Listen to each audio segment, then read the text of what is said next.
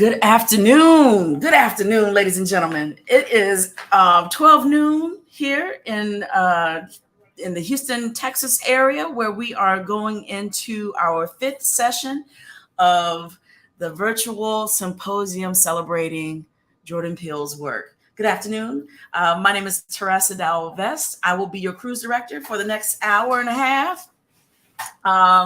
I am the Director of Film and Television Production here at Prairie View A&M University. We are currently celebrating our homecoming here, so it's pretty festive. We got a lot of bing bangs and ding dangs going on in the background. But for the next hour and some change, we are going to talk about inclusion in media production and especially in the classroom.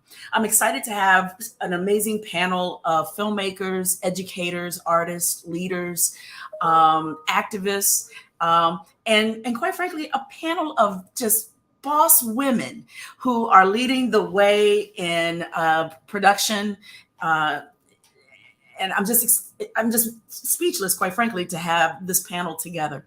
We're going to hear from folks from the University Film and Video Association, from Edit Media, from the Jefferson School, the African American Heritage Center in Charlottesville, Virginia, and the Propel Center. And without further ado, I just want to bring up a woman who has been our fearless leader with the University Film and Video Association, Wenhwa. Ts'ao. Wenhwa is here again today. You met her yesterday during our welcome and our keynote address when we welcomed Mo Mashadi, and she was in a few more times yesterday. Hey, Wenhwa, what's up? Hey, how are you? Very good. Thank you so much again for the great opportunity to bring University Film and Video Association into the fold of this amazing symposium. I have learned a lot as a teacher and as a human being. Excellent. So thank you so much. Yeah. Thank you. I appreciate you so much. How do you feel like it's been going so far overall? I mean, I know there've been some great takeaways here and there, but tell me how the symposium has landed on you, and where can we go with it in the future? Well, one of the things is accountability. We can have a great event like this, and we can have a great discussion about be inclusive in all our practice, in our life. But I think the most important thing we need to do is take action to really, for example, I can speak only for UFVA. For me, as a current president of UFVA, I really would like to collaborate with the foundation board members to bring probably set up, my goal is to try to set up a scholarship for minority serving institution students, and possible scholarship to bring in members for minority serving institution faculty members as well, because limited resources. And so I heard a lot of promises, and then I would like to see what's the next step, that real concrete step that we can take to make that happen, to really change the dynamic of our membership, and to be truly multicultural and inclusive. So. Yeah, absolutely. Well, that's my thought. And also definitely on teaching as well. A lot of great presentations from different faculty member you brought in those yesterday's presentation. I'm very inspired about changing how I can use empathy to change the curriculum and assignments. It is one thing to read all these assignments on the Edit Media. It's very different to watch Chrissy's presentation and to have the faculty really explain how that was applied in her classroom and the effect that it have on her student and on herself as well.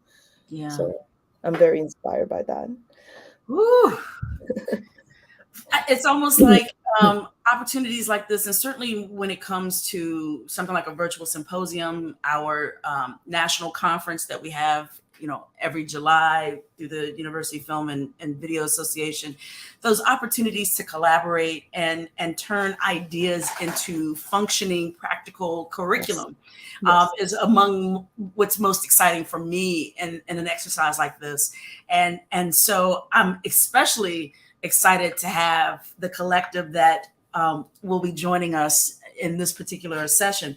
I want to take a moment to actually share with you everyone's bios before we get going, because then we can just deep dive into our discussion and get right into it. I want to first introduce Leslie Scott Jones. Leslie M. Scott Jones is the Assistant Curator and of Education and Public Programs at the Jefferson School, the African American Heritage Center in Charlottesville, Virginia, my hometown. Born and raised in Charlottesville. And when I tell you this sister is doing God's work with the Jeff School, I'm excited for you to hear from her. She's going to give us a historical context and why inclusive teaching is so important, including in the arts.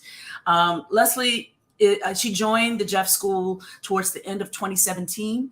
She studied theater education at Virginia Commonwealth University. Leslie has been writing, acting, directing since her teen years. The world premiere of her first play, Desired Moments, was part of the 2014 Capitol Fringe Festival, and she has now gone on to write several plays, novellas, short stories, including her first novel, Bookends, which I have a personal signed copy of. That it was the cover of that book just makes me swoon. It's got this really great cover, and it's a wonderful love letter to Black love, basically. Leslie has been active in Charlottesville theater community for over a decade, and she's the artistic director of the Charlottesville Players at the Jeff School. And again, just a phenomenal woman, phenomenal woman. We also have on the call Dr. Miranda Banks, and now we're getting into the two dynamic women. Their cape is blowing in the wind behind them. I'm certain you'll see it, of Edit Media. Dr. Miranda Banks is an associate professor of film, television, and media studies in Los Angeles at Loyola Marymount University.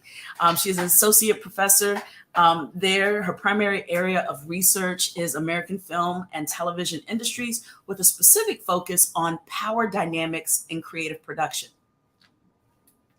Let me tell y'all, this woman right here is the truth. She is not only doing the work, she deep dives in her research. She uses her research to determine how do we get more equitable practices in production, not only on set, but in the classroom. She's authored The Writers, A History of American Screenwriters and Their Guild, 2015, and she co-edited the collection of Production Studies, 2009, and Production Studies, the sequel, 2015. Her massively multiplayer game, Room at the Top, challenges implicit bias and collaborative labor, and illuminates tensions that arise between individuals. And just, she's a boss. She's a boss, and her partner in crime is equally as phenomenal. Now, I'm going to tell you about this woman, Jennifer Proctor, M.F.A. That's that Master's of Fine Arts, ladies and gentlemen. That's that terminal degree that is I have one of those too. When I tell you about that M.F.A, it is a lesson in perseverance and dedication, as well as in the arts. And I have to amplify it because those are years putting that degree together that you can't get back. But when you put it in action, like Jennifer Proctor has, it's just phenomenal. Her interests, she said her interests are ever changing. Yeah, but her creative work has explored handmade film practices, experimental documentaries, and appropriation, as well as forays into nonlinear and interactive storytelling and installation. Her scholarly and creative interests embrace issues of gender representation, cinematic deconstruction, and the history of experimental and narrative filmmaking. She and Dr. Banks have worked together tirelessly to bring us Edit Media, and I am going to bring all of these phenomenal women to the screen to say hello, good afternoon, and thank you so much for being here. Hey. Thank you for having us. Yes. Thank you. Can you introduce me every time? Every day. You know what? I'll stand at your house and be like, bing, bing, bing. It's 7 o'clock. Good morning, everyone. This is Proctor waking up and joining the world. I want to say thank you all for coming today. And I want to say specifically about Jennifer. I would not be a part of the University Film and Video Association had it not been for her intervention, if you will. 2020 was a tough time for all of us in production, not only on set, but in the classroom. And we live in a time where the technology in production changes what feels like every 3 months, every 9 months. And so to put new technology in our students' hands not only is essential, but to be in presence with them to teach them how to do it is equally important. And with the pandemic, that was impossible for a short period, right? So all of a sudden, I ordered all this new equipment, these new Blackmagic cameras, and suddenly I couldn't be in their presence to teach them how to turn them on. Mm-hmm. So I put together a brainstorming session where I wanted to invite 8 to 10 educators to brainstorm. This is summer of 2020. I wanted to brainstorm best practices, virtual classroom, hybrid classroom, face-to-face classroom during the COVID-19 pandemic. And I reached out to about 8 to 10 people. I put something on Facebook. I'm hoping maybe 10 people will give me some time. And Jennifer popped up and she goes, "Ooh, you should tap into this organization called the University Film and Video Association. They're having the same conversation. No one knows what to do. We're beating our heads off against the wall. How do we solve these problems?" I'm like, "You're speaking my love language. What do I do?" And she said, "Okay, well, let's just cast a net and see who else will participate in this brainstorming session." We went from 8 to 10 people to 126 people worldwide, faculty from all over the globe who had some of the same questions about how to continue production courses during a pandemic. And some of those people came from the University and Film Video Association, but others were just like, "We see this thing happening. We have some of the same questions. Can we join in on the conversation?" And I think because of Jen just kind of emailing me on Facebook and saying, "Hey, you're not alone in this. Let's see who else we can invite." It just changed my life. And then she said, "Oh, and you should join this organization." And so here we are. And then 2 years later, I'm on the board of directors because I believe in what the University Film and Video Association has to offer. I believe in its mission. It has not let me down in terms of reaching out to other colleagues at other schools to collaborate and share ideas. But the one thing I noticed was that I looked to my left and my right and I saw one other Black person, and that concerned me a bit. It concerned me at the national conference to see only 2 HBCUs represented, and me being on the board representing one of those 2, I thought we can do more. It's not a question of doing better, because I think the UFVA does an incredible job at what it does, but I think more is the appropriate word, because I think what we're really talking about is extending our programming, extending our offering, not necessarily victimizing or vilifying anyone and saying, "Oh, you don't do this well, or you don't do this right." It's, we can do more. And so that's how we arrived at this symposium. And we are amplifying the works of filmmakers all over the world in a variety of different ways. And I just want to say thank you, Jen, for just kind of opening this new chapter for me. And thank you for being here today. Yeah. I should stand at your house and introduce you every day. My God. Brilliant. But this is the amazing part, because that open door that Jen brought us, TDV, and because of TDV, we are here with HBCU. There's no way we've been talking as a board member, how do we become more inclusive? How do we reach out? And you gave us the path. So I really appreciate the pathway. Thank you. Pleasure's mine. It's the work I love doing every day, and we will continue to do so. I then will let the audience know how we're going to proceed with this session today, because this could be a love fest for hours. I'm a fan of all of these women that are on the screen right now. But I first and foremost want to bring up Leslie Scott Jones. As I mentioned before, Leslie is located, she's also a homegirl from Virginia. We both cut our teeth in Charlottesville, Virginia in a variety of different ways. But as you all remember, in August of 2017, Charlottesville became the centerpiece of, for lack of better words, and I'll just say it, bufuckery. A lot of craziness that in the name of equality and race and different things became the center of a conversation that spills over into our classrooms, certainly. As we talk about things like critical race theory and queer theory and intersectionality and all the different pieces of scholarly conversation that looks at race and gender and identity. Leslie does this work on the ground in Charlottesville. And I just want to say thank you so much for doing that work. And without further ado, what I would like to do is turn the table over to Leslie, as she will give us a historical context of why this work is so important. Leslie? Absolutely. So yes, first of all, 2017 was interesting. I was actually in the process of directing Jitney by August Wilson. And so August 15th, my entire cast came back together for rehearsal that night. And every single one of them had been counter protesting on the street over the weekend, and nobody wanted to be in that room. Like, no one wanted to be there, including me. But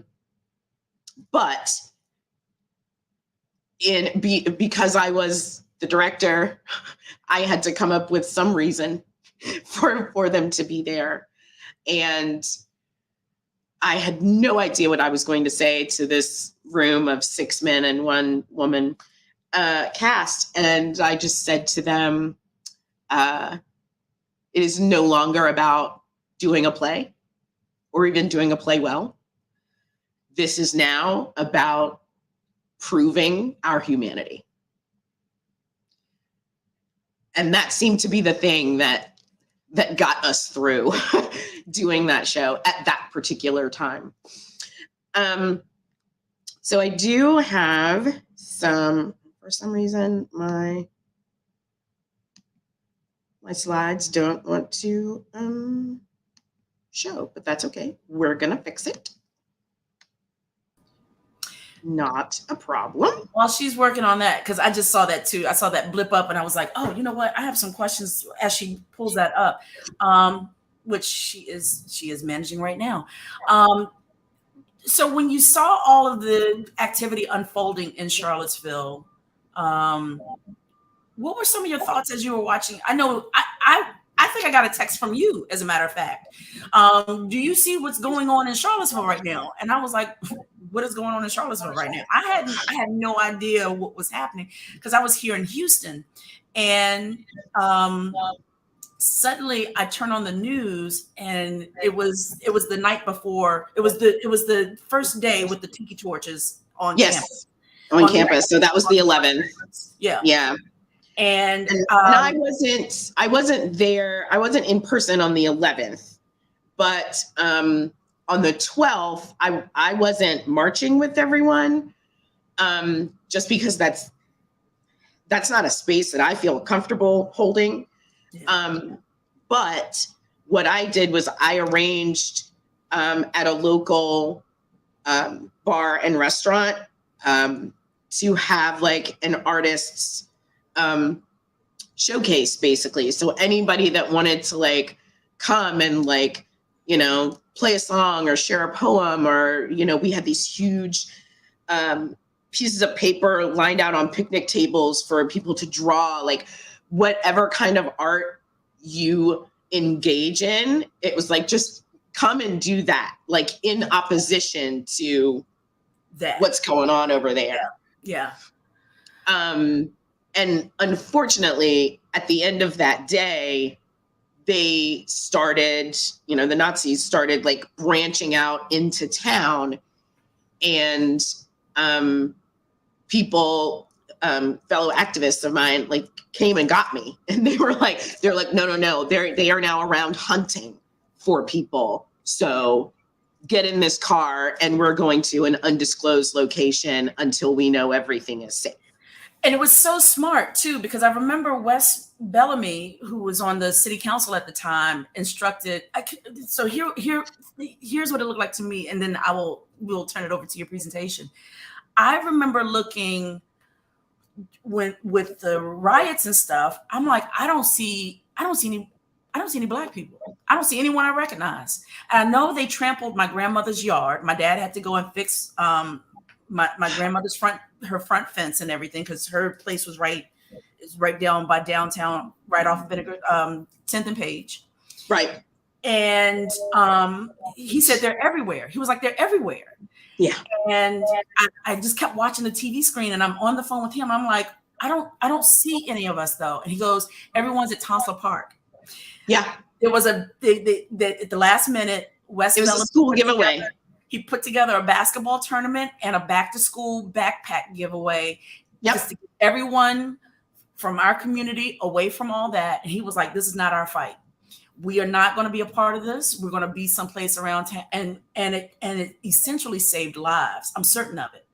Because I'm watching the devastation, and I just remember thinking how smart it was for you and for Wes and for some other people to say, we're taking you away from this for your safety, because I know the Black community in Charlottesville would have been right in the middle of that mix, right? Oh yeah.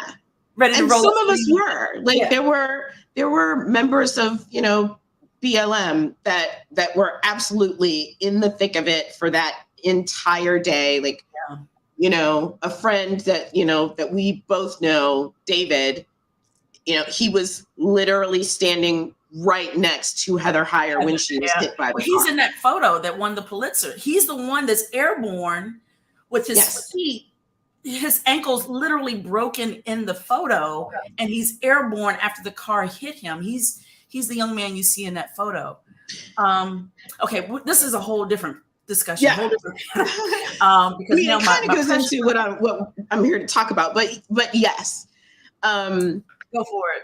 And I just want everybody to know that, like, this is working in this place is the joy of my life. So I'm just going to give you a little history. And the reason I'm giving you this history from this perspective of Charlottesville, is that because Virginia was one of the first colonies that were given land grants by the King of England. And because there are so many presidents, former presidents of the United States, that live in Virginia and had plantations, this was sort of the proving ground of how communities operated. So Charlottesville is a litmus for every other community in the nation at this point, right? So if we go from 1790 to 1860, you can see that the population in Charlottesville, which at this point, Charlottesville is not an incorporated city. So we are speaking about Albemarle County. And you can tell by how the population changed what was actually occurring between 1790 and 1860. In 1860, Albemarle County was 53.3% Black. It was a chocolate city. Day of Emancipation in 1865, it was a chocolate city. It also had a population of 600 free Black men and women who were mostly artisans, seamstresses, tailors, carpenters, people like that. that were free and living within what would be the city limits of Charlottesville. But when we talk about Albemarle County, we have to look at what was going on during that time, right? So the average plantation was 417 acres, right? Most of the land grants that were given from the King of England to white settlers were given in the thousands. I think one of the largest ones was 17,000 acres. Well, nobody's going to have enough people in their family to work 17,000 acres, right? So you understand why enslaved labor was needed. But the average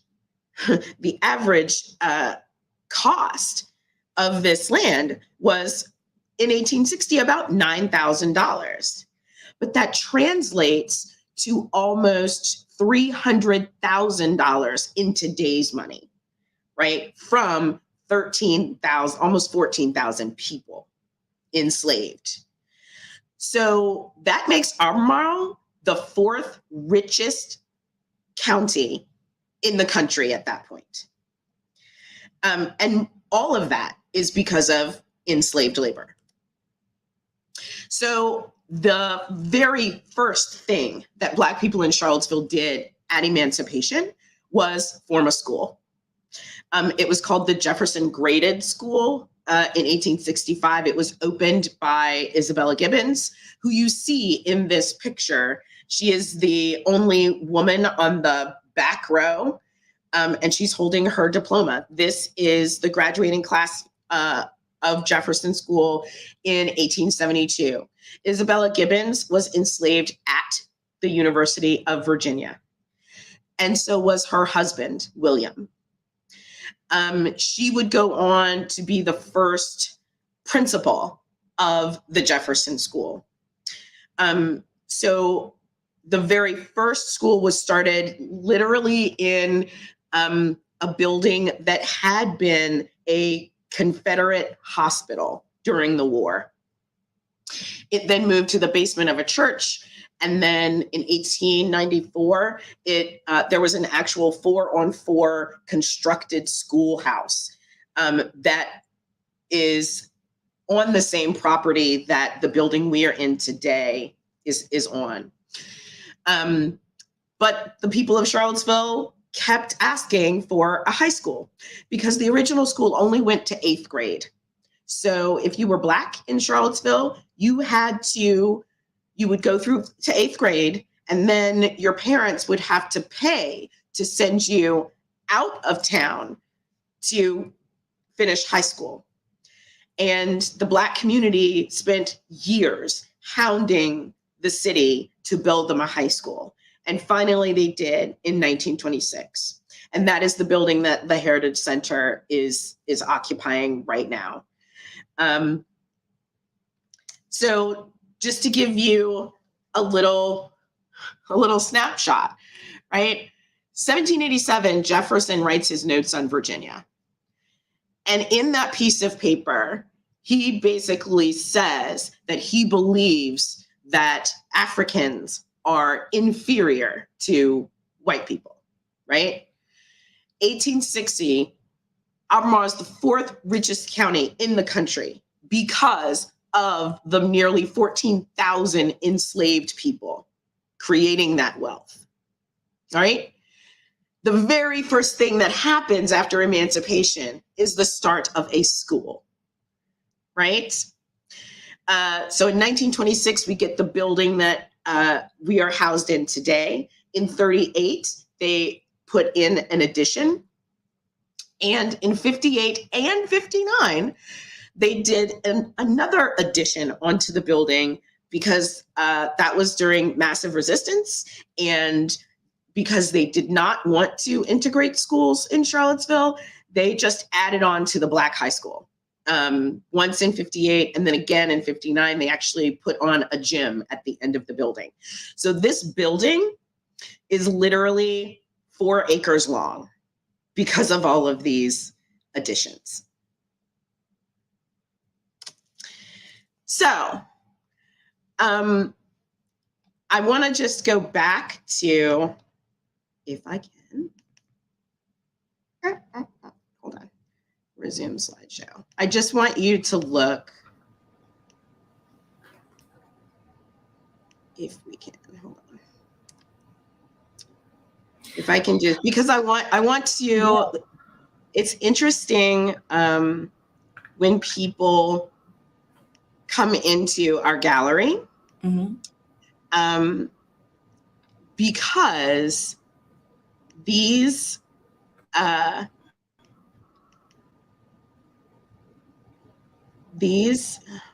we'll go back to where it's supposed to go to. The photograph that is in our main gallery is of that graduating class. And the one thing I always ask people is to look at that photo. Hold on. If I can get this thing to do it right. Technology, it only works when you... Trust me, Chuck, we've had all kinds of ups and downs. While you pull that up. So here we go. Okay, you got it. Okay. Now, let me just the image that you shared with us during your presentation just short of brought me to tears. Seeing that sister back there holding that diploma, holding that degree, and then to just at the same time to know that she had been enslaved on grounds at the University of Virginia. I mean, yes. How do you balance being a space of higher learning and human elevation while at the same time being a space of human bondage, right? It's difficult to negotiate that even still today, but yeah, this is just a remarkable image. So when I give tours, I always stop at this image and ask, what do you see in this photo? Right? What jumps out to you? Yeah. What jumps out to me? Is that the real question? That's the real question. What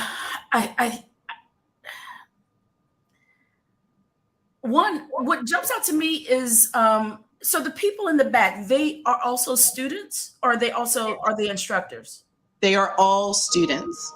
So the Jefferson School was begun as a state normal school, which means it taught teachers, right? There we go. That's how it started. Yeah. So almost that entire back row were students that would go on to get their licensure to teach and would come back to Jefferson to teach. Yeah. And almost all of them got their licensure at Hampton because that was the only place that they could get licensure at that point. Yeah, Hampton University, which is also an HBCU. Right. It's learning by the sea. It's the gym by the sea is what they call it now. Yep. But Hampton Institute at the time would definitely have been, and many of my family members went to Hampton. I know many of your people went to Hampton and Virginia State, Virginia Union as well. Yeah. But this is the beginnings of inclusive teaching in the classroom. Yes. And the Jeff School is a part of that legacy. This picture is phenomenal. And I love, they're holding diplomas, they're holding books, they're holding a globe. Look at this picture. They are all dressed in their Sunday best, right? This was not a jeans and t-shirt kind of thing. It was no, we have accomplished something. We are proud of it. Yeah. And what I tell people is that we always hear about performative Blackness in a negative way. This is the positive way, right? They knew that this picture would be looked at as an example of who they were. Yeah. So they chose to present themselves to the world in this way. Yeah. Right. Even Anna Gardner, who was the white woman who came down from the Freedmen's Bureau to help them set up the school. This photo was taken in 1867. 2 years after this, Anna Gardner is gone. She is gone. Isabella takes over. Right. But look how she positions turned herself in the photo. She's not facing the camera. She's turned herself profile because she understands that she is not the center of this. Right? She is an abolitionist that traveled all over the country, starting these helping Black people who had just been emancipated to start schools. Wow. I'm looking at the little man behind her holding his lapel. He is so proud. Look at him. He is determined. He's just like, education. Right. All of them. This is such an amazing testament to where we come from and where we are now. Leslie, thank you so much for this wonderful presentation and this great historical context. Absolutely. It's just a thimble. It's like an edge of a fingernail of an amount of history that goes into what it means to provide inclusive education, inclusive teaching. My family definitely recalls massive resistance where Governor Lindsey Almond refused to integrate schools in Virginia, so much so after the Brown versus Board of Education ruling that he closed down every single school in the Commonwealth of Virginia except Jefferson. Jefferson stayed open because it was all Black. Because the light is always on for education, boo-boo. But yeah, every single school. And so some schools closed and reopened, months later, weeks later. But schools in Fairfax County, by and large, stayed closed for almost 12 years, which is why Fairfax County has among the highest number of private schools, because private schools then took off during that time. They were like, well, the schools are not going to be open. Yes. This church is going to open a new school, or this community is going to open a new school. And that's what Charlottesville did too. Yeah. So you see this kind of like this uptick of private schools all over the Commonwealth open up, and it's directly connected to the insistence that we do not have an inclusive environment in education. With that, I would like to bring in then two women, and Wenhwa is going to do a proper introduction of these two women who's made it their mission then, in particular with the creative arts and in particular with film, to make sure that we are always doing work that's inclusive with all voices and all stories. Wenhwa, why don't you do us the great honor of bringing up our two illustrious guests representing Edit Media? I couldn't do any better than what you have done, but I can talk a little bit about Edit Media, how I learned about it and how I brought it back to my institution. So I guess it's several years back when Edit Media was brought to our attention in my attention in UFVA. At that time, I wasn't a board member. I was just a member. And a couple of my colleagues were there and listening to the presentation of Edit Media, and there's a big committee of folks working on these, vetting the proposal and getting the proposal up and working, and Jen presented the website. And I'm just blown away thinking, wow, this is amazing. I don't have to show certain Birth of Nation film as a clip in my class because I have other resources. I don't have to show Godfather in my class to do parallel editing. So I was so grateful as a person of color and have witnessed all these inequality in the clip, in the teaching material in the classroom, and having seen, even when I was in graduate school, I have seen African-American students walk out of the classroom when the professor showed that film. And the argument was, it's historical, it's a classic, you have to learn this because this is a film history class. So having these innovative brain trust to work on the integrity of this collective website, I'm just very grateful. I'm very grateful for somebody who spearheaded, Miranda and Jen spearheaded in creating this website and continuously to maintain the integrity of the website and the quality of the work. So I think that's the best introduction. Both of you are kind of my mentor you know, kind of as a guiding light in my teaching career, since I have known Media. Whenever I thought, okay, how can I change this clip? I'll go search Media. That's how I introduce Media. So now you can take it away. Thank you so much, Wenhwa. These are such generous introductions, and I'm so moved to hear them and to hear about the impact that this initiative has had. So I really appreciate that, and I'm going to launch the slides here.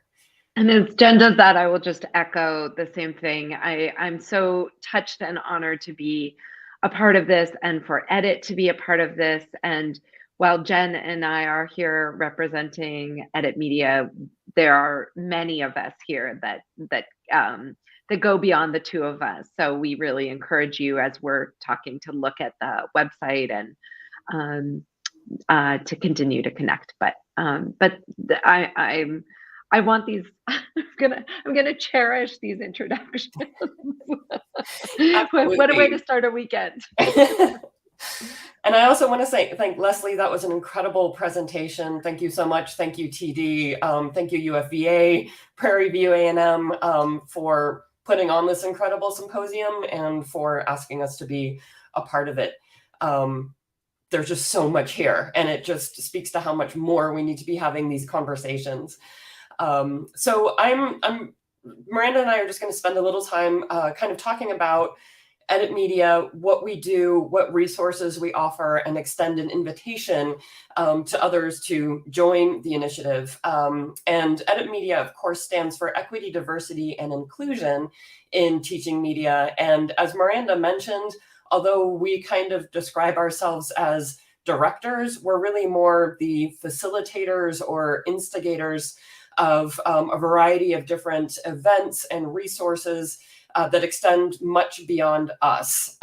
So I'm sometimes uncomfortable sort of being kind of a figurehead when really we're a collective of faculty, and that this initiative would not exist without all the incredible work from so many different people across the country and across the world who have contributed to making this what it is. So we're trying to stay on theme a little bit in this presentation. So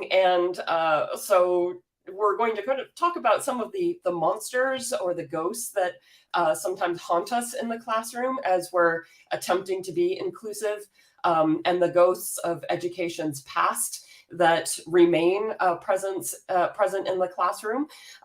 So that's part of our entry into the conversation today.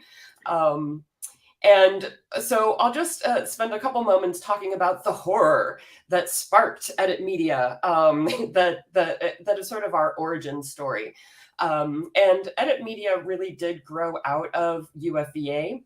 It grew out of conversations that were taking place in the Gender Caucus, in particular about the uncritical use of violence in general, but in particular against women in student films, and how some of us were attempting to address that, but it clearly was not being addressed appropriately or significantly across the field. So there were some conversations about writing a manifesto about how we need to be addressing these things in film schools. And we kind of stepped back the idea of a manifesto as we recognized that really the audience that we needed to reach to emphasize a more inclusive approach to teaching was those who might be a little bit resistant to manifesto language. So we instead started thinking about producing an initiative, a set of best practices that could apply across film schools. And that's what sparked the initiation of some of our best practice resources. Edit Media officially launched in 2017, right after the election of Donald Trump, right as the Me Too movement was really getting underway, shortly before the murder of George Floyd and Breonna Taylor and so much other brutality against people of color by the police. And so there's been an urgency, I think, in terms of thinking about how those kinds of issues can be addressed in the classroom. But also, we feel that there's a unique responsibility within film programs and media programs to think through inclusion in a critical way, because we are storytellers, right? We are dealing very intentionally with representation, with characters, with telling our histories through media. So there are specific ways in which we need to be thinking about how we go about telling the stories that we do, and specifically about how we encourage our students to be ethically and responsibly thinking through the kinds of stories that they tell through film. So and that's collaborative work as well. I mean, this is, you know, unlike many other disciplines where a lot of the student work is one-on-one, our work so often includes partnering and to make sure that those spaces also really represent and allow the students to do their best work together. So, sorry. No, absolutely. And we also very much recognize the incredible imbalances within the industry in terms of representation across, you know, the entire intersectional identity spectrum. And so part of what we're attempting to do is push the industry in a new, more inclusive and equitable direction by starting with a focus on our film schools. So Edit Media has produced a number of resources. We are kind of a scrappy collective of faculty. We're not a formal organization. We don't have a budget. So a lot of the work we do is just driven by faculty who have a passion about something that they want to do. But we do have a number of resources to offer. And we take a very broad approach to thinking through inclusion. So we try to, in everything that we develop, consider anti-racist pedagogy, trauma-informed pedagogy, queer crit pedagogy, pedagogy of care. We're thinking about our students as whole human beings who may have basic needs, who have family responsibilities. We're thinking about students who have experience in the military. They're veterans. They're non-traditional students. They're first-generation students. So it's a complex process of creating inclusion and equity within the classroom, and also recognizing that sometimes a teaching approach that may make one student feel included may make another student feel excluded. And so there's a negotiation that happens there. And I think that Miranda and I also very cognizant of our positionality as cisgender, heterosexual white women who are often leading, kind of presentations or trying to, instigate more resources for this organization. And it's our goal to try to use that position and leverage our privilege in order to amplify other voices, to give spaces for other people to be able to share their needs and come to us as a means of supporting efforts that they might want to create. So again, like, even though we're often kind of the ones, kind of talking about what Edit Media does, the actual work that results in the resources that we produce is happening by a huge range of faculty that often doesn't include us. And that includes a resource that we'll talk about in a couple moments that Wenhwa was a part of. So our website includes a number of different resources that we have available. The sort of hallmark, initial resources that we developed are the Edit 10, which is a set of 10 best practices for inclusive teaching specific to media production.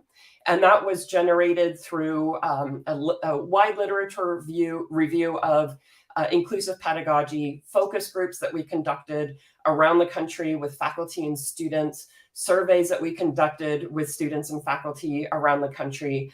And we consider that very much a living document. Again, this was created in 2017 before we went through a really radical shift in this country.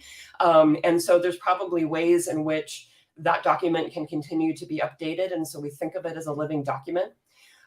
We have the Student 7, which is a document that can be shared with students to encourage them to think about their own education in an inclusive and equitable way and think about their role as students in producing that kind of an educational environment. We have the Edit 5, which also grew out of these focus groups and surveys that offers advice from faculty to administrators on how to create programs on an administrative level that support diverse faculty in an inclusive and equitable way.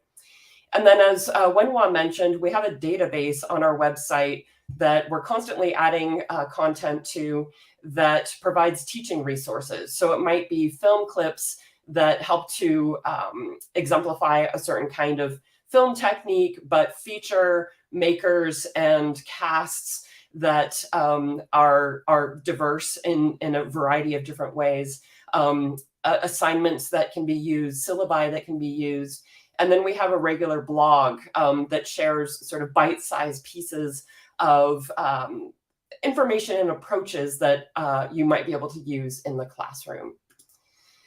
So this is just a little example of what our teaching materials database looks like. So you can search it by keyword, you can search it by type of resource, you can submit your own if you have some that you would like to share, and that does go through a sort of peer review process. So it's something that you could include on a CV as an example of something you've produced that's been peer reviewed. And so then I think I'll turn it over to Miranda, who can give us a quick overview of the Edit 10. So when we created the Edit 10, as Jen mentioned, this was based off of an enormous amount of research with students and faculty about what was working or not working in classrooms. And at the goal of this, what we really believed was that, no student can be open to learning, and no faculty member as well can be open to inclusive teaching if we don't feel safe in the place where we work and where we learn. And we don't mean comfortable and sitting with our feet up and pampered with cookies all around us, but really being more in a safe place to be challenged, and that the work that we do in the classroom is challenging, but that we all need to start in a space where we feel safe. And this became abundantly clear in all sorts of ways to faculty and students who may not have been aware of these issues during COVID as well, because it really highlighted inequities and highlighted that certain students or faculty were facing enormous challenges in their ability to stay focused on the work of teaching and learning, while others were kind of safely, if somewhat difficult places to be.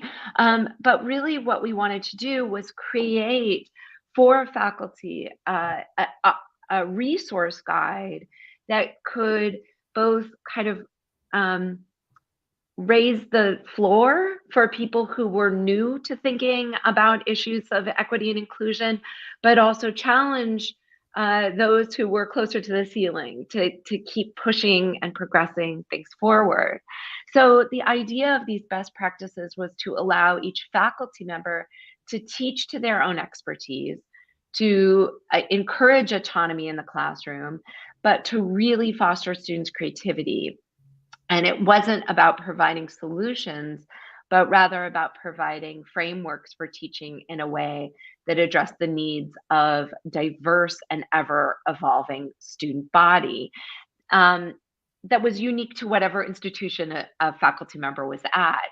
So the practices that we provided within the Edit 10 are holistic, they are independent, but also at the same time, one practice doesn't exist as an answer in and of itself. It's part of a longer and larger conversation about different practices. So we encourage you to go to the website editmedia.org and take a look at these, but they include things like screening widely, showing a diversity of things in the classroom, cultivating your crew, blending theory and practice, working on concept before thinking about craft. So we won't go through them all, but we really encourage you to take a look at them. One of the most recent resources that we've created was a partnership, as Jen mentioned. Wenhwa, who's here, was an incredible partner and co-collaborator in the building of an incredible document on intimacy coordination in the media classroom. So thinking about what it is when we're doing student productions, how to make safety on set something that is taught. And it's not just about cameras and lighting equipment, but also really about how to work with actors, how to teach directors about safety during scenes of intimacy on sets. And that work was an incredible and really generative collaboration between Melanie De La Rosa, who brought the project to us, and Wenhwa and her colleague Susan Kearns kind of came to us at Edit Media, and we together with Andrew Gay and Christopher Lucas built this. Again, another living document that really introduces intimate coordination, not just kind of in production, but specifically to the classroom. And again, there's a lot of amazing resources that are available to people working in the industry. But we are really thinking about classroom opportunities and classrooms that are highly resourced, as well as classrooms that are barely resourced, and how to kind of scale to your the opportunities available to you. So that document is jump in super quick too. Like one of the key principles of this guide is the notion of consent.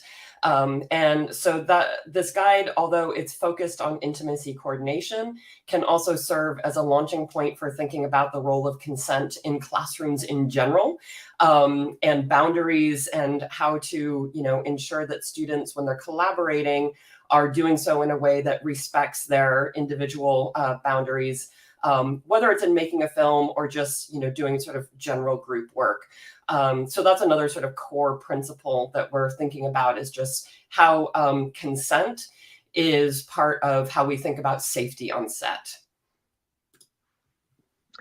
Some of the other, we wanted to point you to one of the other resources that's just came out about a month and a half ago.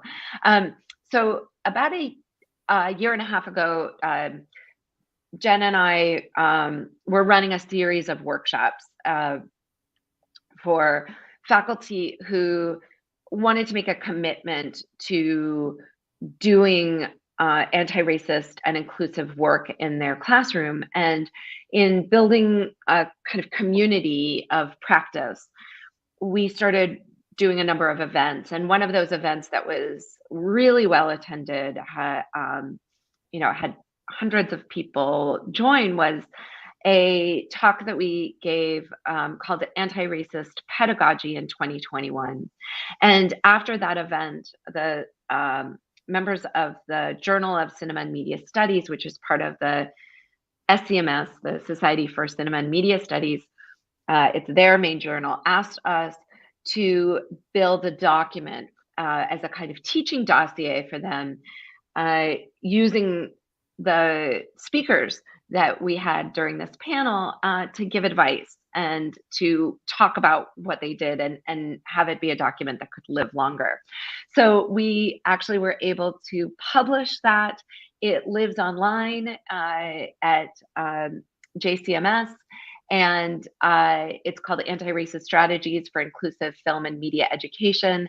And included among the people who wrote pieces for it are people who work in various fields, so in production, in screenwriting, people who are faculty members, people who are graduate students who are both kind of teaching and learning, and as well as people who are department chairs and deans. So we were really attempting to think about, at every level of teaching and learning, how can we do this work? So we really encourage you, as well as you think about these documents, to not just explore them yourselves, but to use them as resources to share with your departments and your colleagues, because they are really holistic documents that hopefully will be useful for you. So we continue to keep doing all sorts of work. Our big project right now is to look at best practices for inclusive teaching in film and media studies. So really looking at the studies classroom and what can be done there to do transformative work. And Jen's done some incredible research that we're gonna soon be writing up. Great. So that's sort of a quick overview of some of the work we've done so far. But again, our work is ongoing and ever evolving. And we are very much here to provide support for any projects or ideas that anyone would like to bring to us to try to make happen, that we can spread in supporting more inclusive teaching approaches in our fields. So we are always welcome for more, always open to more conversations, more ideas, more needs that need to be met. And so we join anyone who might be here to reach out to us, or even just to join our mailing list to find out about future workshops or resources that we'll be making available. So thank you so much. Can I just put in a word here? All these are voluntary work that they put in outside their teaching and administrative time. And that's why it's so admirable in a way that it's really wellness-centered practice that they are focused on beyond their professional creative work. Yeah. On top of everything else they do. I was just about to comment that very thing too. I was like, how are you doing this without a budget? You said that before you began. It's not it's not funded with any sort of external support. Who could we call on to champion this organization with some sustainability funding and get you all the support you need to keep this work going? If I'm telling the truth about it, it's one reason why I do want to highlight the Propel Center a little bit, because for what they do for HBCUs,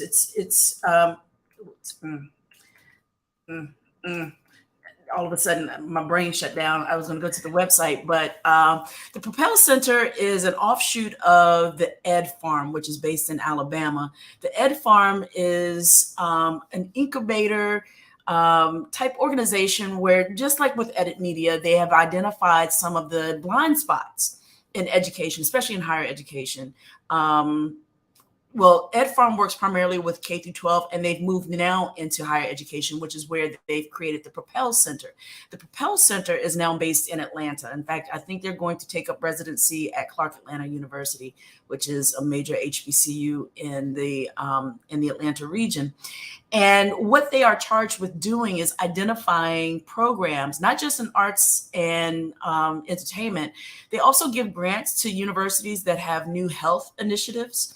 So to kind of close some of the gaps in ways that health opportunities, health services, insurance, those sort of gaps in Black and Brown communities that are also serviced by HBCUs. They've given funding to new and innovative programming in that respect. They also are identifying programs that have that are developing new political voices so that we can have more representation in political arenas. And, just encouraging young people to participate in the political process, to engage in all things that our Constitution says that we have the right to participate in. And they are giving funding to that. Apple the Southern Company and Georgia Power, along with Disney, have partnered with Propel Center. Apple alone gave Propel $3 million last year to divvy up how they see fit to support programming at HBCUs. And PV, my program, was actually one of the recipients of one of the first grants. We won a grant for $300,000 to produce a new show called HBCU Today. And with HBCU Today, that's what we're doing. We're amplifying what's happening in the way of teaching, service, and research at our HBCUs to bring up our, not even so much bring up our research profile, but let the world know that we too participate in research and create new ideas and solve problems. And what Edit Media is doing very specifically in the arts arena, first of all, needs that type of support. And so if you're listening, if you're watching, and you know of a foundation for which this is the mission of Edit Media is aligned, let's make those connections so that we can give these soldiers in the arts some support in doing the great work that they are doing. Now we're just going to add this to all of the grants that we apply for in the future. But, I will just say, part of us doing all of the projects that we're doing is to make sure that when we're applying for these kinds of grants, that we have the data behind it to show impact, and, that we're aware that it matters for us to show that we're really doing something and that it's impactful and meaningful and useful before we apply for something that's going to, potentially, grow the organization. So it helps us to know who's using our resources, who's, finding them useful, because it then allows us to know, our impact and help that grow. Yeah, absolutely. So I know that Kenneth is not available today. Like I said, I just talked to the president of the Propel Center. In fact, he's texting me again with many apologies that they cannot participate in today's conversation. But we will connect Propel with Edit Media. I think in terms of the direct mission of supporting HBCUs, I don't know if Edit Media falls into that, but we can make the connection, because what we will do is connect Edit Media with HBCUs, and then through that lens, get money to Edit Media to do the work that we're talking about doing. We're going to figure it out. There's always a way, ladies and gentlemen. There's always a way. Okay, so in this part of our conversation, let's open it up to some dialogue within our group. I'm going to bring Leslie back into the mix as well. She's over there engaging her brand new puppy. I can't help it. He's so cute.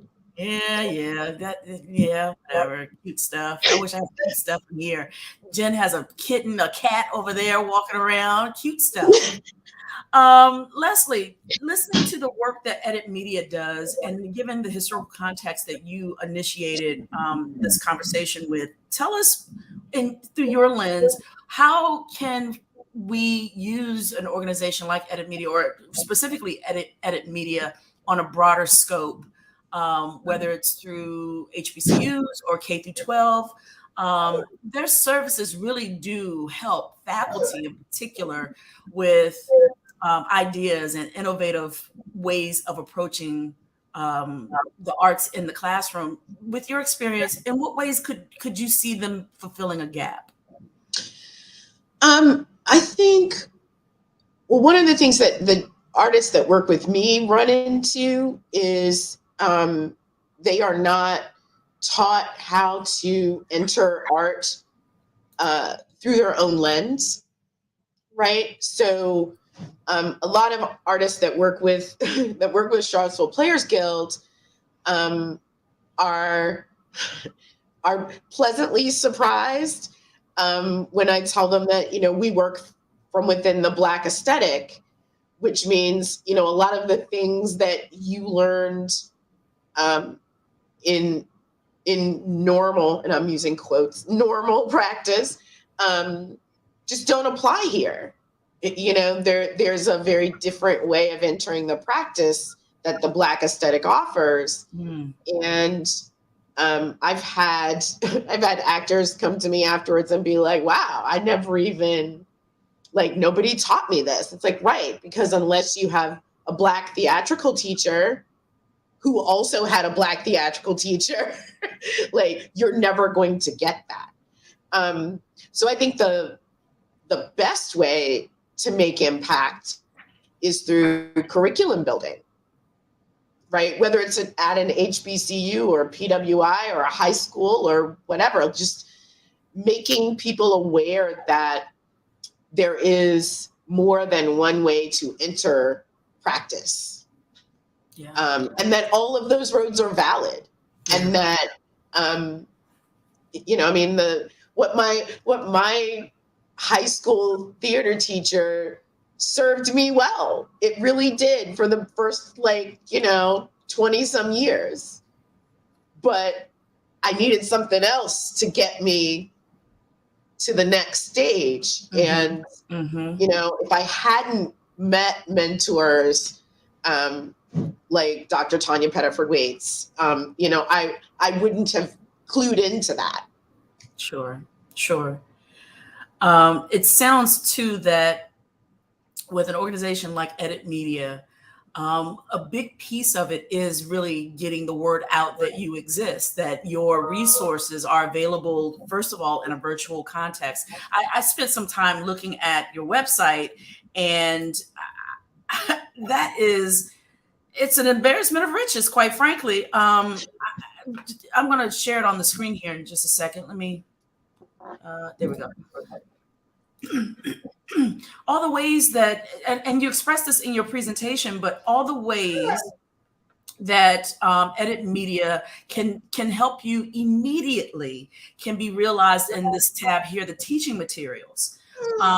This tab in particular, and if there was a donate tab somewhere on here, that would be, I mean, you know, very smart. A QR code at the very least that says, hey, if you love the syllabus, or, you know, because this is still somebody's intellectual property, right? You know, when you think about, I think about Chrissy's presentation this morning on the Twilight Zone, and I know she said that work is here on the site too. She should benefit in some way. Edit Media should benefit in some way by having to take some of the heavy lifting out of our hands. I know in a way you're making this work available because it does assist in extending, what is the phrase? Extending empathy in our pedagogy. But at the same time, this is still someone's hard work. This is still Edit Media's hard work to make available. So first of all, I'd say that. Don't give this stuff totally away for free, because it does change everything. It will change it. It will change an entire program, quite frankly, if they're doing this work. Can I just say something to Leslie's comment that I think was just very meaningful? Is the idea that a lot of students are passionate about film and television and media making and social media, and they come to a university or college and, are excited to learn. And, oftentimes in that classroom, what they are introduced to as the canon is wildly different than the canon that excited them about learning about media. And it's a moment of surprise. And I think that there's a really, there's an opportunity that Jen and I often talk about when we're looking, when we're speaking to faculty about really asking students themselves to articulate their canon, and the faculty member to articulate their canon, and that this is not, there might be something that's coded as the official thing that's presented, but to deeply understand that different media brought us all to this field, and that each one of those is worthy of engaging with, and invites curiosity from all of us, and that can be an opportunity for sharing between students, for them to connect on what are their favorite movies, and rather than just talk about it as favorite movies, to really think about it as a canon, Yeah. you know, and change that language from being something that only faculty or, AFI is allowed to determine of the best Ooh. movies, but rather to really think about, what's meaningful to us as upcoming makers and creators and lovers of cinema. Yeah. If I can just add to that really quick, we're still analyzing the surveys that we've done with students, but sort of anecdotally, the number one comment that comes up in the surveys when we ask students, what makes them not feel fully included in the classroom is that they don't see themselves reflected in what's shown as examples. And I think that speaks both to they don't see themselves represented as, characters or as makers, but also that, like, as Miranda and Leslie were both saying, they don't see the aesthetic, that they, or the sort of history of the aesthetic that they're coming from represented in what's shown in class. So I think there's a really tight relationship between, the canon and the aesthetics and sort of the styles and approaches that the canon has established. And just a simple feeling of like seeing oneself in the work and imagining oneself going into the industry and, seeing oneself being successful as a filmmaker, doing the work that they feel passionate about. Yeah. Yeah. The puppy knocked over your camera, Leslie? It's that puppy. I have a question regarding to, and a thought regarding to the right way to really bring the process to a multicultural classroom. Yeah. And because I can't, in the intimacy coordination work, I have learned to say, I cannot take on this job because this is not my lane. This is there's a part of culture that I do not understand.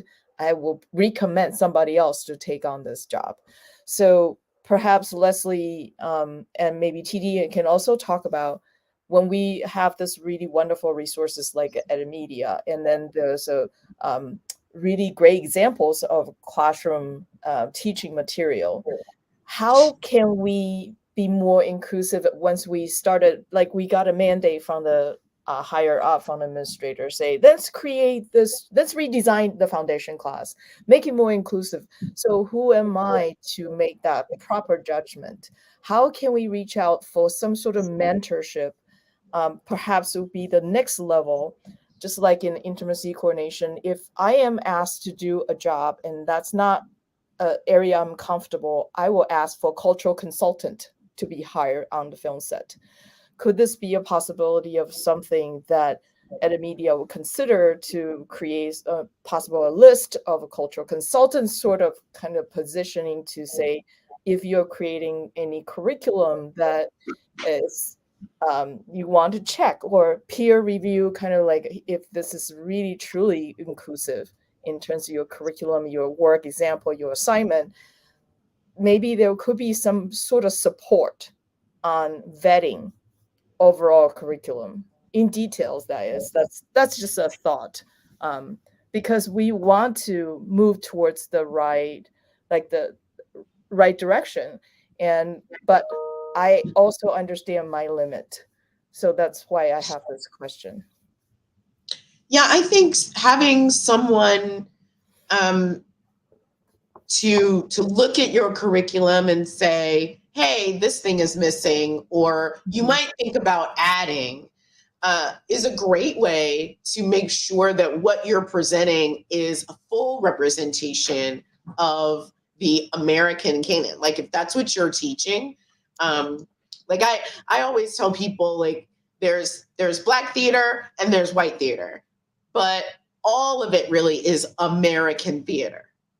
Right? It's all American theater because it was all created by people who lived an American existence. It's just that society has said that those two existences are vastly different. So people learn that Western, right, way of doing things, and that has been canonized and approved because academia approved it. And the Black canon still exists. It was created right alongside the white canon. It just hasn't been accepted by academia to the point where it is rote to put it into a curriculum. We were discussing yesterday in another panel the history and I guess the verbiage around Blaxploitation during the Black Arts movement of the 1970s. And it really is all about positionality, right? Because if you were to ask many people who work in the industry, especially white, cis, heterosexual white men, about Black films in the 70s, in particular that demographic, they'll say, "Oh, that was the era of Blaxploitation." And you ask people like myself or Leslie or folks who are a bit more extending empathy, understand, what's more inclusive in language, you would refer to it as the Black Arts movement. And it's this idea of perception and perspective, right? And it sounds to me, and maybe Jen and Miranda, you can expand on this some, in your work, how much of it is about teaching the humanities and not just technique and technology and theory and focusing on the art itself? How much of it is about, say, let's put the cameras aside and let's talk about relationships. Let's talk about empathy. Let's talk about perspection and perception. Allie yesterday, I'll ask the question and I'll let you answer it. Allie yesterday said something that was really interesting about some students in Nashville and in Tennessee in general, getting some of the students at HBCUs to film some of the civil rights stories out of Tennessee in general and in Nashville and Memphis. And I said, well, why don't the students at the PWIs shoot those stories too? Like, why don't the students at the predominantly white institutions also cover those civil rights stories? Why does that must fall on the shoulders of the HBCUs? Mm. And it then isn't about people not wanting to cover it. It's more about perspective and perception. So how do we teach that as well? Is there a way to teach a bunch of white students, hey, these stories are a part of the American story too. You should tell these stories as well, right? How do we teach that? I mean, I think that's a fantastic question and one that I know that I'm constantly grappling with in my own teaching. But I do think that empathy becomes sort of the critical lens for approaching that very question. And I've been thinking about this a lot. Like, empathy itself is a creative act. And what I try to teach my students about empathy, because storytelling is all about creating empathy for characters, including characters that we might not like, right? We still might have empathy for a villain. But empathy, I ask my students to define it, and they'll often say, well, it's walking in someone else's shoes. But we try to get a little bit more nuanced about that to consider that it's not imagining yourself in someone else's shoes and what you would do if you were that other person. It's imagining what it's like to be them. And that requires research. It requires understanding. It requires talking to people who are different from you. And that's often, like, especially for my more mainstream students, something they haven't really considered before. And really kind of thinking about the research that you need to do to ethically and responsibly write characters that are different from you and have different experiences from you. So it's, to me, it's fundamental. Like, you can't be a storyteller if you're not thinking about those things, period. So I think that's for me what I'm really thinking a lot about. And it requires, empathy requires imagination, right? It requires being able to think outside your own experience. And so I find that can be a useful hook for students, because they want they want to be creative, they want creative freedom, and experiencing empathy, which then becomes like a responsibility, is still part of creativity. So that's how I've been thinking about it. And we all need to be thinking about it, ladies and gentlemen. Go ahead, Leslie. She took us to church. We've been doing it a little different. I teach a class called the Black Theatrical Voice, and it's a 10-week class, and each week we read a play, and we go through the themes of the play, the storyline, how it's different, but we start from the Black aesthetic, meaning we're talking about story, not plot. Meaning we're talking about a continuum, of a transformative continuum, not a linear plot line where everything is wrapped up in a cute bow at the end. Right. And something that I started last year, which has gone really well. Every week there's a section of the class that's called What's White Supremacy Got to Do with It? And it takes each play and it talks about the tenets of white supremacy and how these tenets are played out in this piece of art, right? So it's a linkage. And then the conversation just organically happens where they're like, oh, but I do that in my real life. Do you? You do that in your real life? Oh, and you never noticed. Okay. Maybe you should go and think about that. You know, like, so yeah, like absolutely empathy is a thing, but I think the next step is to show them how these things play out, how they are so ingrained in our society that we just do them without even thinking. Yeah. Because once we're aware, then there's like, oh, wait, that's right. I just got taught about duality and how that's a concept of the Black aesthetic, and not everything has to be one way, both and, right? Yes, and things can be two things, opposite things can be true at the same time. Oh, okay, yeah. And then you can live into it, right? I don't know. I hate to be the cynical voice on that last thing you just said about building that muscle of empathy and folks being able to do that as they walk and talk on this. I think things like social media gets in the way of that. I think with platforms like social media, where it is so important for each of us as individuals, where 8 billion people have the possibility to say exactly all the things that they're thinking, and because the internet has no tone, there isn't a sense of being able to get a feel for how a person says something or means something. We live in a time where our main instruments do not encourage empathy. It does not encourage the practice of thinking or having a critical thought on a tweet. And I'll admit for myself, I have read something, I'm like, ooh, and have a knee-jerk reaction to it. And I'm like, no, I should probably research this thing. I should probably learn to make sure, you know, the time it happens the most, and it's mind-blowing that it happens, is when someone will post happy birthday to a famous person that's long passed away.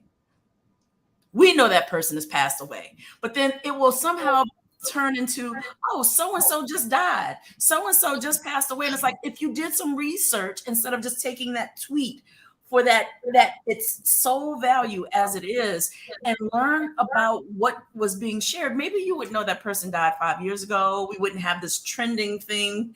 So I know that's probably a really bad example, but my point though is that we live in a time where we will read a very short bite of something and then take off running with it without doing proper research, without being empathetic and looking at maybe that argument from someone else's perspective. I think our tools prevent that. I just went on a rant. I thought I had a question. I don't know. Someone has a comment. Ladies, thinking about Game of Thrones, not the remake now, but the show that in my mind was so dynamic and interesting, and I loved it until you just start to clock how many times women were just brutalized and not in any way, form, or fashion held up in a positive light of power.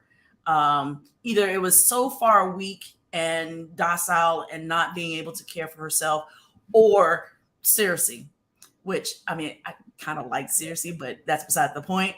How does something like Edit Media kind of look at a show that simply had no compassion for women whatsoever and try to counteract that in the classroom and in production?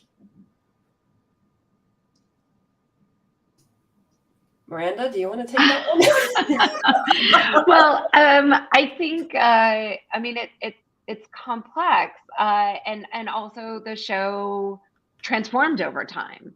What it was at its beginning is maybe something different than what it was at the end, and its problems at various points. I mean, I didn't watch it for a long time because of that level of violence, and we often think about saying, we don't, as Jen started talking about the work that we do, that and the reason that Edit Media really started was around violence against women in student film productions. And yet, if that violence was represented from a different positionality, if that experience of violence put us in a different point of view, or it's not the violence itself that is necessarily the problem, but how it is a part or not a part of the story, how it is someone who is centered or decentered, or is the subject or the object of what's happening. And so I'm always trying to kind of capture students where they're watching things, and really try to stay away from a kind of like this is not okay to watch, but rather to go, what is it that we enjoy? Where is this show succeeding in its storytelling, and how is it building out these characters, and yet where is it also failing particular characters? And if we can look at two side characters and see how differently they're treated, how much story time they're given, how much perspective, how much kind of vision, and how much we see the world for their point of view, then we get to see what's white supremacy got to do in fantasy land of Game of Thrones, and how is it creating these different kinds of narratives, even in the realms of the fantastical or the science fiction, right? And yet at the same time, it's not. I think that we all really often try to stay away from bad media, good media, but really to help students find the nuance. What is this thing really inviting and creating, and where is it an opportunity, and then also where are the parts that are problematic, where are its challenges, and if we think about, I'm a historian, I'm not a maker, and for me, I teach film history, and I'm constantly talking to students about the struggles and frustrations of that film history is full of deeply complicated people, of really, really problematic individuals and films, and that rather than shying away from them or rather than avoiding them, we need to understand that is always going to be there, and that we need to learn this as a process of what's wrong with our idea of putting filmmakers on pedestals, or putting particular films on pedestals, or defining a canon, or what is it about these complicated films or complicated people that we are putting so much attention on, and saying they're the bad guy or they're the problematic person, and it's in part because of the power that they once had, and perhaps also the power that they're in the process of losing. Ooh.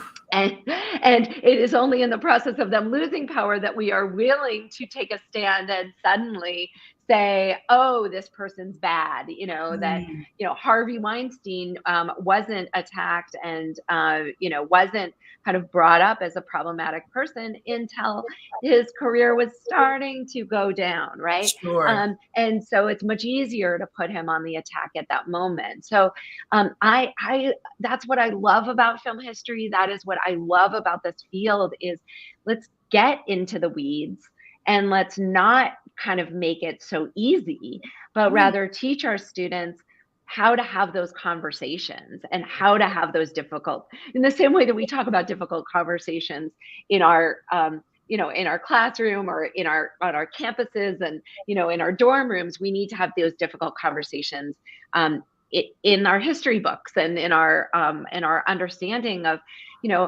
who we love and the filmmakers that we love that, I love Polanski. I love Woody Allen, whoever it is. And it's like, how do we grapple with this and really helping our students grapple so that it doesn't become about avoidance, but rather an opportunity to speak to the discomforts in a comfortable space, in a space that feels safe. Yeah. Ooh, ladies and gentlemen. Unfortunately, we have to bring this conversation to an end. I don't even know what to say. I know Allie hopped on to say hello and to join us and give us greetings. And she also is a part of Edit Media. She's watching from Nashville. We mentioned her a few times earlier in the broadcast. I just want to thank you all so much for participating in today's discussion. And as Wenhwa said, let's go beyond the discussion and get to the action of all of this. I am excited. I think my wife is also watching, and she's going to hear me say I would love to participate and work with Edit Media and volunteer in any way that I can. And I hear her say, you are finishing up your dissertation. You can't add anything else to your plate. And I'm like, I'm sorry, hun. I'm just going to do it anyway because their mission is so awesome and I want to play in their sandbox. Yeah, so there's that. If any of you want to get to know any of the organizations that you've heard from at greater length today, you can certainly go to the Jeff School, the Jefferson School's website, jeffschoolheritagecenter.org. You're also invited to get to know Edit Media more definitively by going to their website, editmedia.org. Again, there's so many great resources there on their website. Certainly continue to support the University Film and Video Association by visiting our site, UFVA.org. And ultimately, with this particular symposium, you can see all of our previous programming at the website, KPVU-TV.org/symposium. I think there may be one more comment. Allie said, yay. Of course, I can hear her voice. You can hear her voice as well. And meetings. Of course, there's always meetings. Meetings are always in the way of things. But you know what? Allie is supporting us from Nashville, and we say thank you, and we love you dearly. I am going to preview what we are seeing next at 2:00 today. We have yet another panel of amazing scholars discussing the intersection between history, realism, and cinema. We're going to look very specifically at Lovecraft Country, Candyman, Black Klansman through the lens of the work of Laura Johnson. She's a student, actually, at the University of North Carolina at Asheville. She's going to present her work, Peeling Back the Layers of Black Horror. And you can notice there on the screen, she's using Jordan Peele's last name as a play on words and peeling back the layers. Also, we have Dr. Cynthia Barron. She is going to pay homage to the brother, Michael K. Williams in Lovecraft Country. We lost him in the last year. Talented performer, great person on the planet. And Dr. Barron from Bowling Green State University, she will give her presentation, Michael K. Williams in Lovecraft Country, giving expression to the horrors of realism. Let me tell y'all, I'm so excited about this conversation that's about to happen at 2 p.m. That I'm about to pop, because when we are talking about Black horror cinema, we are looking at a genre of art that heavily relies on American history and realism. And so as an extension of the conversation you just heard from the Jeff School and Edit Media, I think if you will join us at 2:00, you will get some greater context in why movies utilize our traumatic history as a base for storytelling, why it is important, why sometimes it can also be harmful, but at the same time, it amplifies an American history that we all should know plenty and more about. I hope you all have an amazing afternoon. I hope you join us again in the next few minutes. But in the meantime, I'm going to grab something to eat and get myself a little water and be back at 2:00 with you. All right, y'all. Bye.